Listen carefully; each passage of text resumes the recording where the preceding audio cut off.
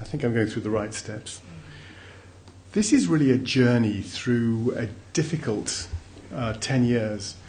And I arrived at Papworth before you were born. It's a bit sad, isn't it? And things were very exciting in the late 70s. And Terence English had just started a heart transplant program, the second wave of enthusiasm, and the first proper, successful transplant in Europe was in '79 in Papworth. And it was an infectious place to be. It was, if any of you have read The House of God, it truly was the House of God. Nobody went home until the job was done. It was quite intoxicating, and intoxicated I got. And I haven't really stopped. It's an extraordinary therapy, philosophically bereft, really, of sense, waiting for somebody to die so that you can have their organs to undertake a number of transplants. Rather a nihilistic approach. Folk do die. It's an incredible gift. And in heart transplants, we get an extraordinary result. There is a hit in the early days. This is from the register, the International Register, reflecting the surgery in these terribly sick patients who probably got a 50-50 1-year survival, and it translates into a conditional survival for heart failure of 13 years after transplantation, losing about 3.5% of patients per year from various issues. So an amazing turnaround in terms of survival, and actually translating into a near normal quality of life, as you'll see in a video clip in a second as a caricature. But there are problems. And one of the problems is this strange graph, this portrayal of activity according to countries. And here in green is the United States, well, North America, I think it's essentially United States. Canada not being quite so prolific. In yellow, Europe, and in red, elsewhere. And what's happened clearly was that there was a heyday in Europe in the mid-90s in terms of activity for transplantation. It's gone down, which is a tribute to amazing steps forward in public health. Safety belts are not the friends of folk in heart failure on the waiting list. Crash helmets, likewise. They brought about a massive reduction in road traffic death and injuries. And those folk in the early days used to provide, sadly, opportunity for transplantation. And here, not only have we got a sort of fixed number of folk donating organs through their untimely deaths, but we, as you can see from here, an NHSBT, Blood and Transplantation Centre slide, that most of, I can put my glasses on because I am terribly old and I can't see a thing. The heart, the liver and kidney folk actually translate 87% of those offers into a solid organ transplant for the benefit of their patients. We picky folk in heart transplantation translate 25% of the some 760 or so donors per year, brainstem dead donors, realizing of the ones who are eligible for reasonably sensible to send forward for transplantation, something like 31% of that particular group, folk who are young enough without coronary disease and so on, 31% have the opportunity to offer their hearts for transplantation. And it's better than bowel, but that's about as far as it goes. Here is an extraordinary slide from UK Transplant showing the change in two things. When I was running the heart program at Papworth, we had a static waiting list, simply because we all got so upset when we lost patients on the waiting list. It was emotionally and financially expensive to lose patients. And so we kind of put a new patient on the list when somebody came off the list. And once they got rid of me on the clinical program, the list has reasonably shot up to describe the true imbalance between donor supply and donor demand. And so the waiting list just simply climbs from moment to moment. And strangely in this slide, which tickles me pink, the number of donors is shown in blue and the number of transplants in grey. And you'll see that, for example, here in 2008, there were a greater number of transplants than donors, which shows probably that we Brits are double-hearted. So it's a quirky political thing, I think.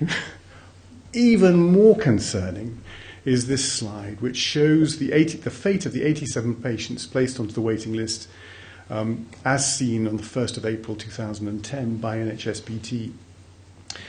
31% of those patients had been transplanted by 6 months, 46% by 3 years. So it's true to say, on the balance of probabilities, you will not get a transplant in the UK once you're on the list awaiting a heart transplant. 11% continued to wait, 30 removed from the list for various obvious reasons, 13 dead. So not great. What we need is more supply of pumps that will replace the heart. So we asked the question, what about folk who have treatment withdrawn because they've entered a treatment futility position? And at that stage, a few years ago, such patients, once treatment was withdrawn, they were seen to die as a result of collapse of the circulation. They went on to for their final wish, which was to be a multiple organ donor, giving liver and kidneys and occasionally lung. So having asked the question, we were ranked as mad. So we went off to Stanford, because it's easy to do animal work abroad, and raised a model, and forgive me being a little graphic here, a rat and pig model, a small and large animal model of brain stem death. So inducing brain death by a space-occupying lesion, a Foley catheter in the cranium, producing the Cushing response, which seems to be so destructive to all organs.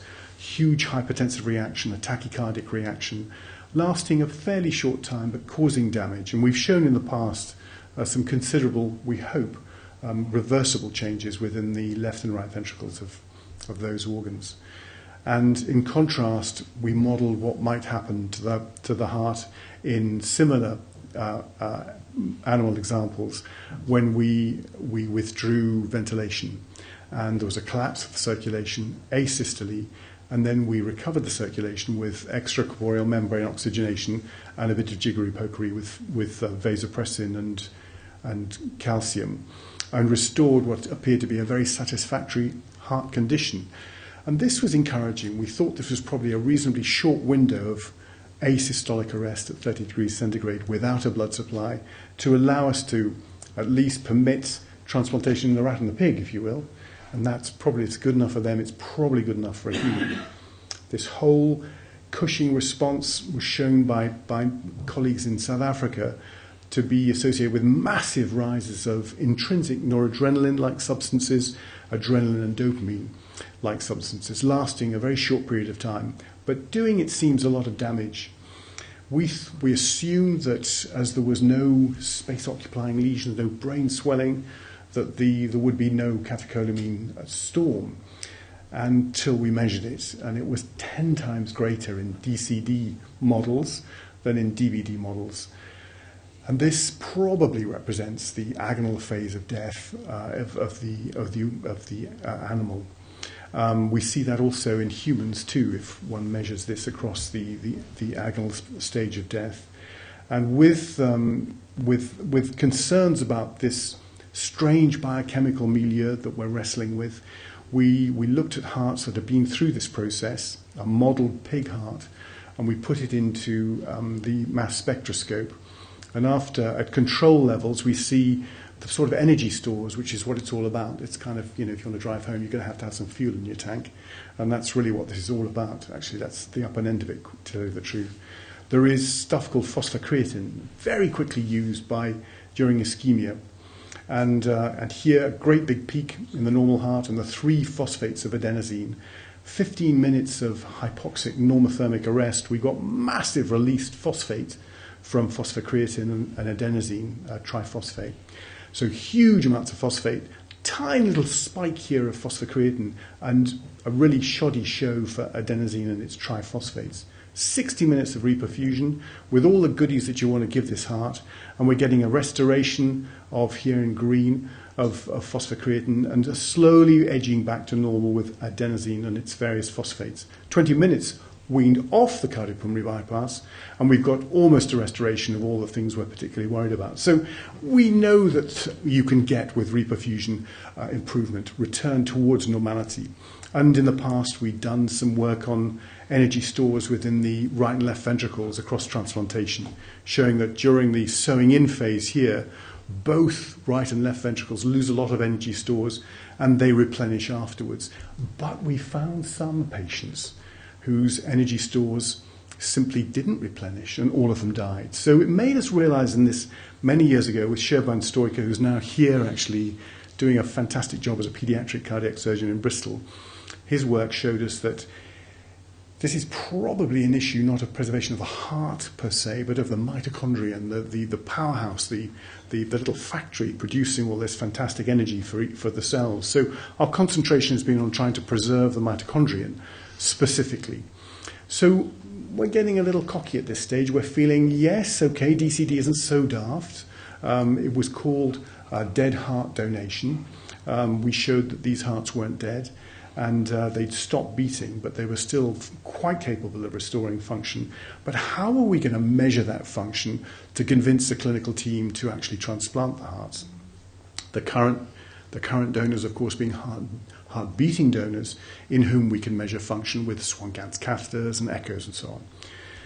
We, and I say we because she is sitting here on the bench chairing the session. She and I, Ms. Monday, and me, and a number of transplants and some trainees and so on, were regimented down to London many years ago, just after my co-chair had gone to infant school, I think, and we ran the London Marathon. And the only real outcome, the two good outcomes actually, the 3 heart transplant patients who ran nearly beat me. The other outcome was that we raised £30,000 and bought pressure volume loop equipment. And this is a funny piece of kit that allows you to put a probe into the ventricle, and it will, through electrical impedance, calculate an instantaneous volume of the ventricle, and also we can get an instantaneous pressure. So here we map not time, but pressure against volume. You can make a loop here that the heart fills, it pressurizes, it ejects, it unpressurizes. We change the filling, and we get a family of curves. We get this endpoint here, load-free, describing the ability of the myocyte to contract, and the ability of the myocyte, if you draw a line here, to accommodate filling. So a pretty sexy piece of kit. Usually the surgeons all go switch off completely at this point, but some of us get so excited about this, it's a bit sad. And here, looking at the contractility, the load-independent contractility, ESPVR, in a rat model of control, about 7 minutes of normothermic anoxia. Not much change between before and after insult. 30 minutes, not much change in a respectable number of observations. Go to 60 minutes and you're struggling very much to get any sort of function out of the heart. So we're trying to define the window, and this fits very much with work that was done at the end of the 70s by Ganot and a guy called Jennings in the early 80s. So they were saying that it's about 40 minutes of normothermic anoxia that the mammalian myocyte will cope with. We modelled again in pigs DCD, whoa, this is terribly exciting. If only the whole program had moved that fast, it would have been fantastic, but it didn't. We modelled DCD transplantation. Here, the loops of a left ventricle, here the loops of the right ventricle, looking pretty good. Modelling it in one pig, transplanting it to another, into a recipient, against the brainstem dead model, the one that we currently use, looking okay on the left, pretty ropey on the right. It's a bit of a severe model, is the pig, poor thing. And behind all the scene, whilst we were putting together this evidence, we looked at the UK DCD transplantation successes or rates. Donation had gone up for circulatory determined death and solid organ transplantation from 1.1 per million population to 18.3, a massive increase. Kidneys, hugely increased. Livers, tenfold increased. Lungs, they're there and they should be used, and they need a champion. They need somebody to get excited about it. And here we see much the same data. Dark blue, the number of solid organ donors. There's been a bit of work on donors, so if you work on a donor, you can probably get a much more realistic yield from that donor for organ transplantation. Here in grey is living related or unrelated donation. There's a number of people at work I would love to put forward for this program for heart transplantation, but I know it would fail because they are heartless beasts. But anyway, they seem to be reluctant. And here in the background is the thing we're after, and this is DCD donation. Just ever upwards, it seems. So Simon Messer, my student, went off to Bristol to look at modelling with the NHSBT bunch and found that there were 3,073 DCD donors in a 3-year period. And he went through an algorithm of did they consent, were they younger than 50, we're setting pretty high levels, pretty tough levels to fill in our algorithm here. Were there risk factors for things like heart disease in general, coronary atherosclerosis specifically? Was there too much inotrope about in their management? Was there incomplete data? This is not us being rude. This is the functional warm ischemic time, which we could measure. It's been bequeathed from the liver transplanters, who I have to say I would give the same title to tell you the truth. It's a pretty stupid measurement, but it's onset of functional warm ischemia is from 50 millimeters of systolic pressure in liver transplantation, and we've adopted it for the ease of humour, really, I suppose, in truth.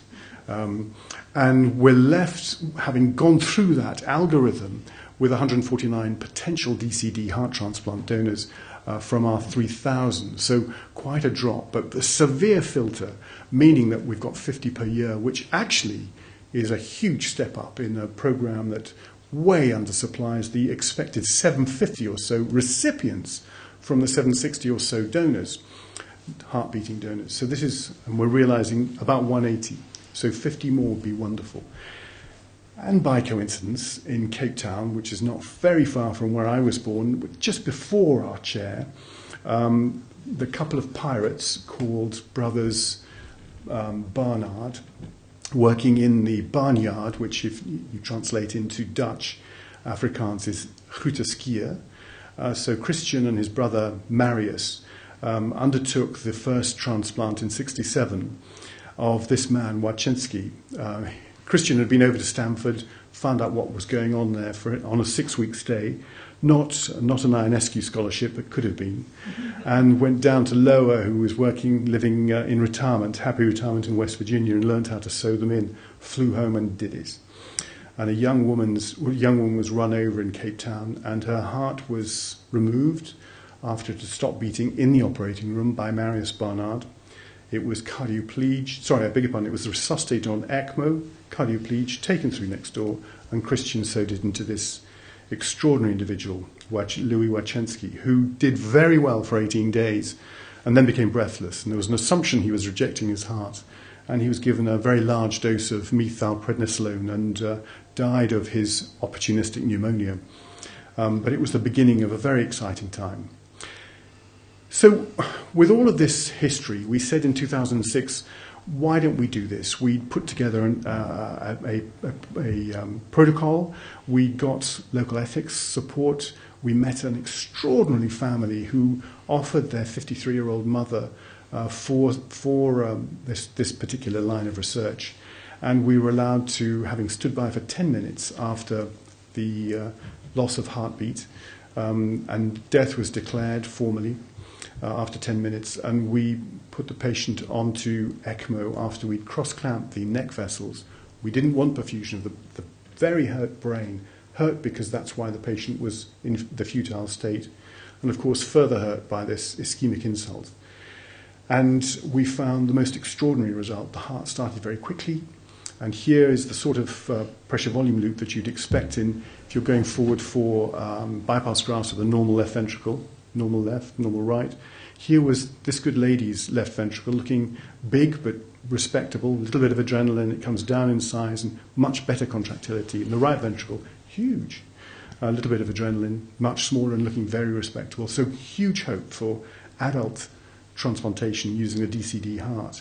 And colleagues in Denver, here David Campbell and his now deceased colleague Mark Buchek, had undertaken 3 DCD transplants on neonates and their standby times were 2 minutes and then 75 seconds, and it attracted a huge amount of criticism, 1 supportive editorial and 2 very destructive editorials.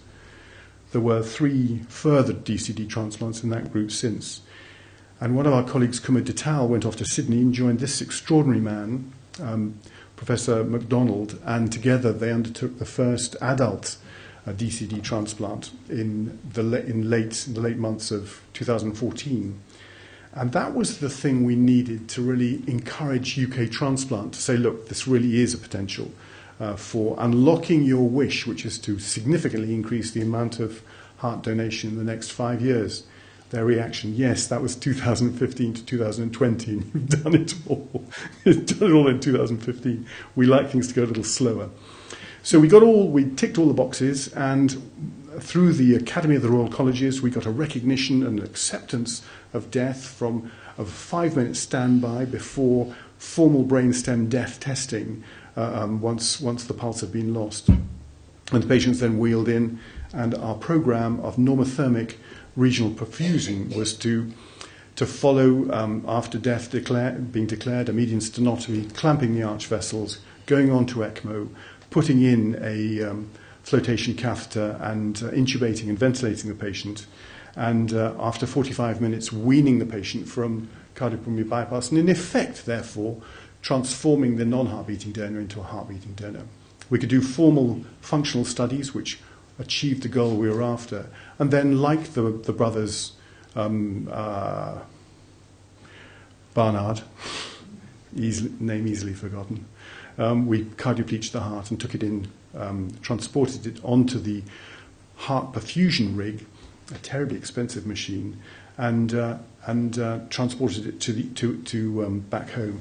This is a bit grisly, I'm sorry, this is a donor operation, but you do see the recovery of the heart here on the monitor, and to sinus rhythm with a typical tachycardia. Here's a toe of the heart looking beautiful, and here, to upset you all, just after lunch, the heart on the heart perfusion device, which allows us to transport the heart.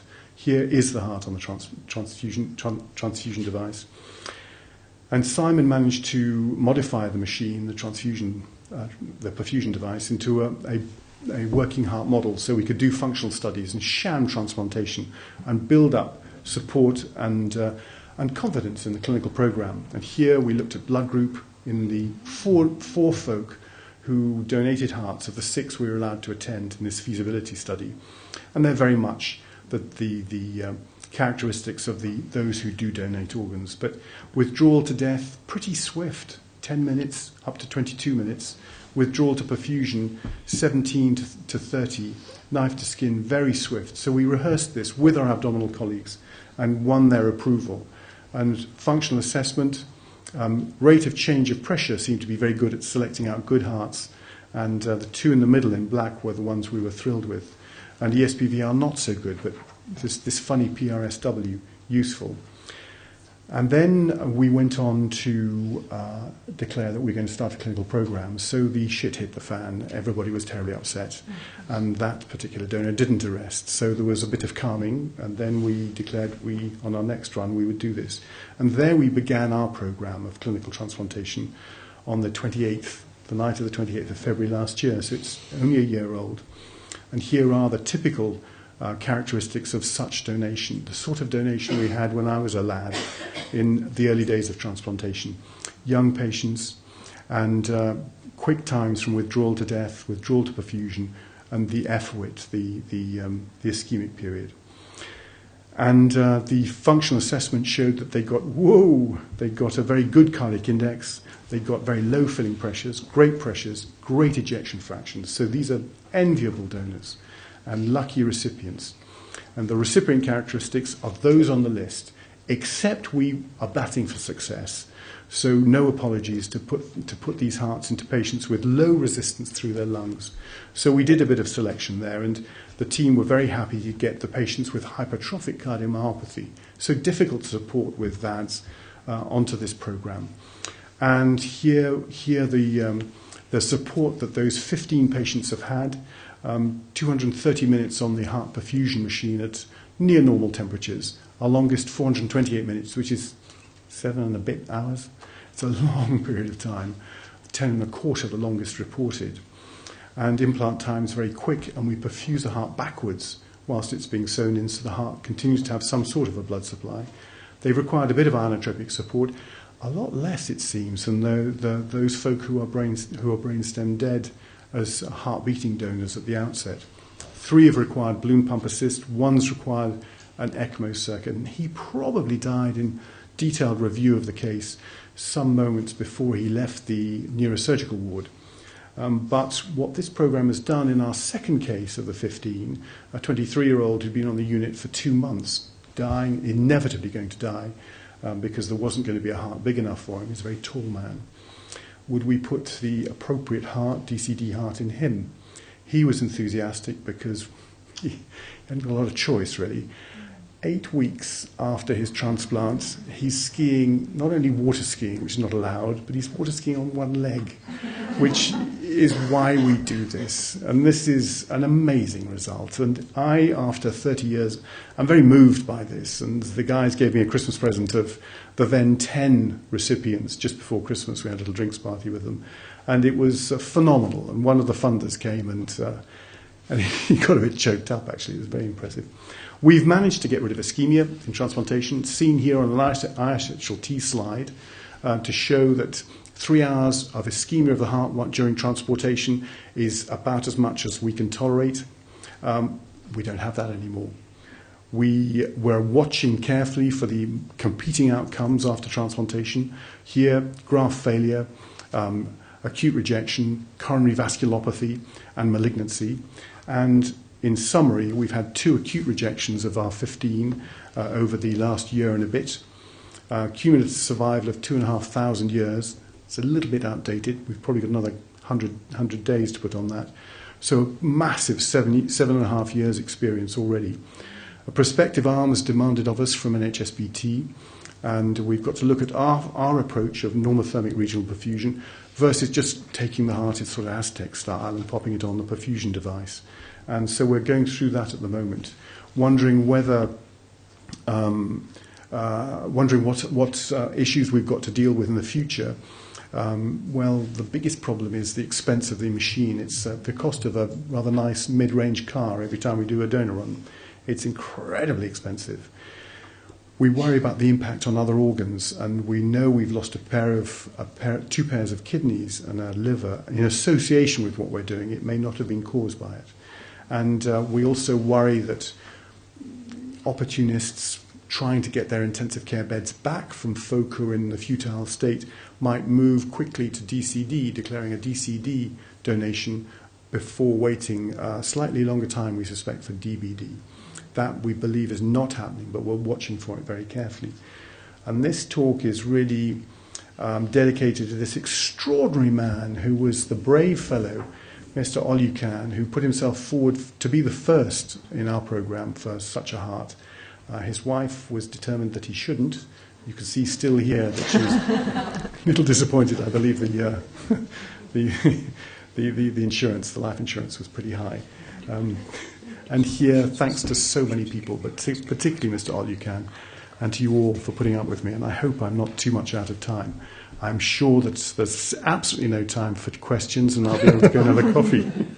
But thank you all for all your help in this. You've all helped in various ways, whether you know it or not.